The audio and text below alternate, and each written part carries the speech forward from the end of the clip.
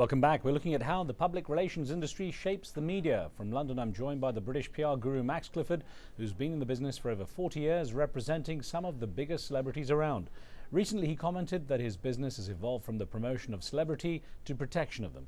Well, let's get back to the issue of how Brits and Americans might differ here, Max. And it seems British people tend to be much more wary of the idea of spin and hype. Why is that?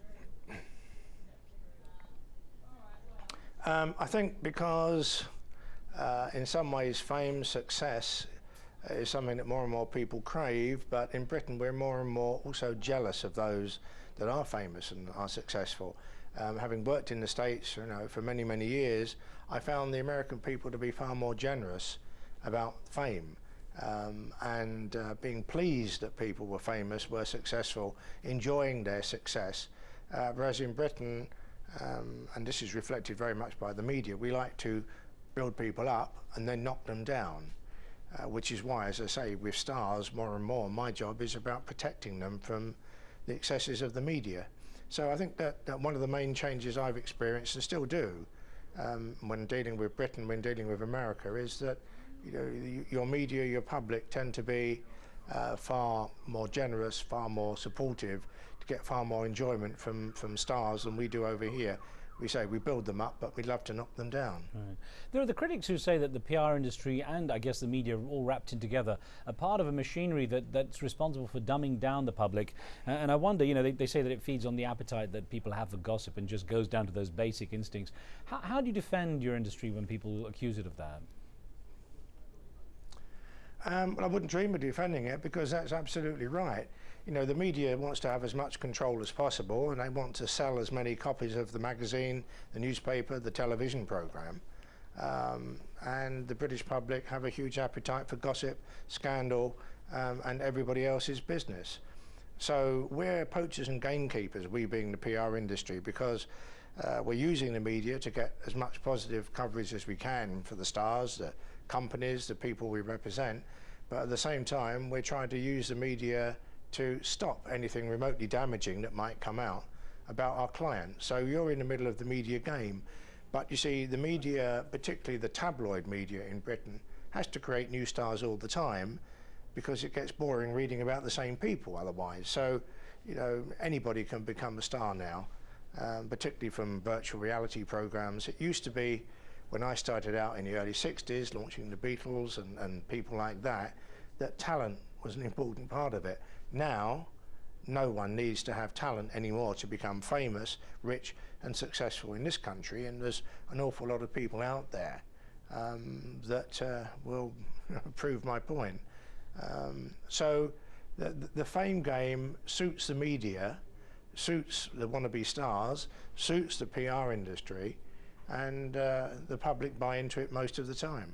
Of course, actually, you talk about reality TV, Max. There was Big Brother, of course, has been a big central part of reality TV that a lot of people are attracted to. And you are actually involved in trying to sort out what was a huge story in Britain, the issue of Shilpa Shetty in the Big Brother house, and all the accusations of racism and so on. How did you tackle that in the first instance? Well, it was very simple. Shilpa's parents approached me to represent her, because although she was a big star in Asia from Bollywood, she was little known over here, so they put her in Big Brother to launch her career in this country, and she became embroiled in what was a racist incident involving a girl called Jade Goody, who was basically famous for being on Big Brother years before. But my view of it was the whole thing was very much created by the television people involved with that program, because the controversy sent the ratings through the roof. It was a huge success, and the greater the controversy, the greater the outrage, the greater the ratings, and of course the newspapers jumped in, giving it maximum coverage because it sold newspapers. So the whole thing, if you like, was a good example of the excesses of the British media. Although both Jade Goody and Shilpa Shetty got massive coverage out of it, positive for Shilpa and destructive for Jade, which again shows the two sides working as they do frequently in this country of the British media. How has the impact of new media, the internet, blogging and so on, affected the way you do your job? Of course, things have changed a lot in 40 plus years.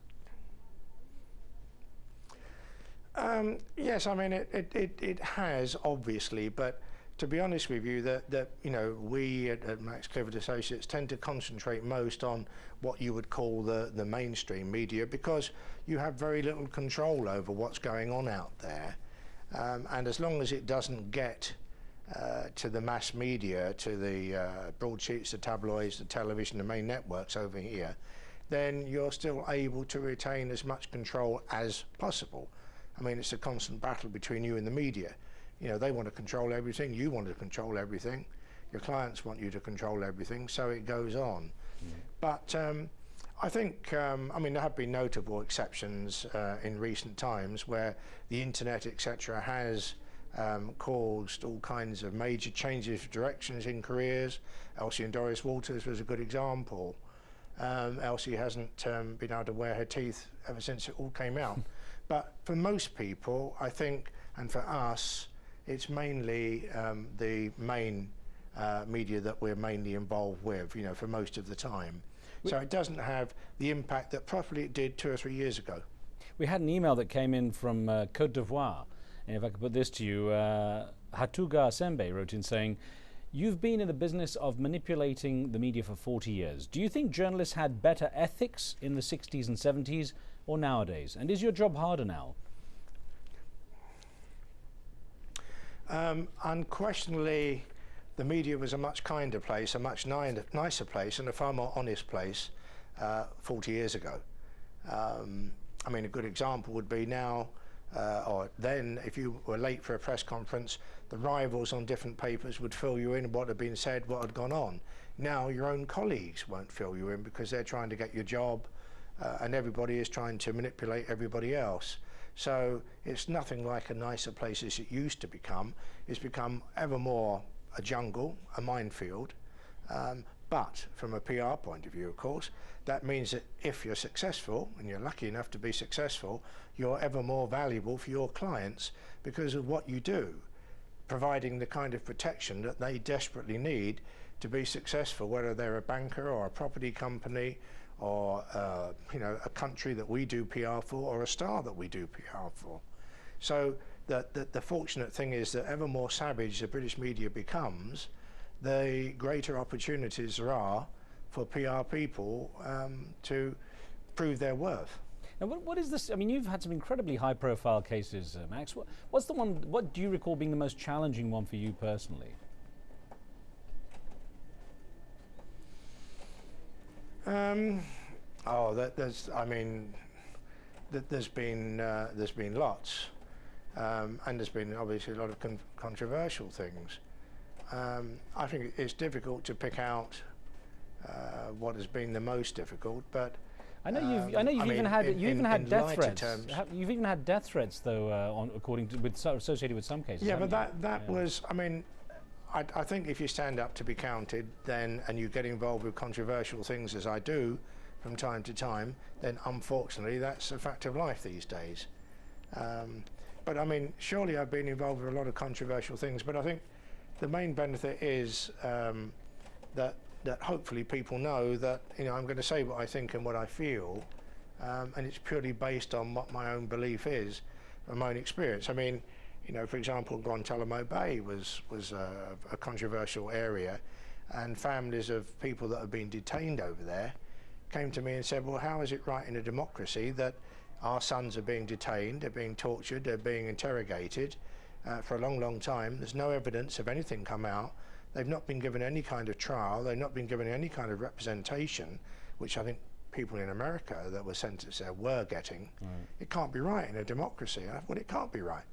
And I said so, and obviously a lot of publicity came from that, and I got death threats from that. Right. But, you know, as far as I was concerned, you know, that was exactly right. You can't just, you shouldn't be able to do that in a democracy. Max, we're out of time. I thank you so much. So many more things we could ask you about. I hope to see you again soon. That's a pleasure. All the best. All the best. Thank you. And thanks for being with us. On the next show, Hollywood descends on Abu Dhabi as the Emirates plans how to spend $1 billion on becoming a movie-making hub. See you next time.